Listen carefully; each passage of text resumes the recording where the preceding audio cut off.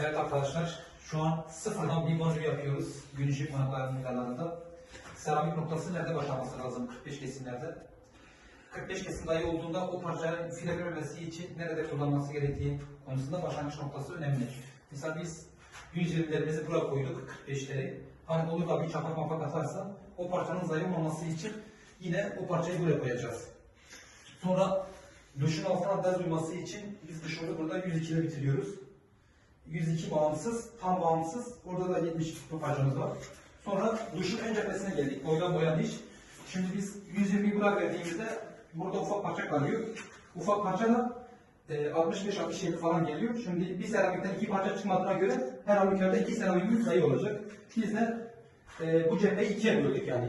Derzi ortaladık. Buradan derzi ortaladık. Bir parça burada, bir parça burada. Yani küçük parça gözükmeyecek şekilde. Sonra yine burada maalesef burayı mimari bir problemden dolayı 65 yapmışlar. Burada böyle bir file gidecek.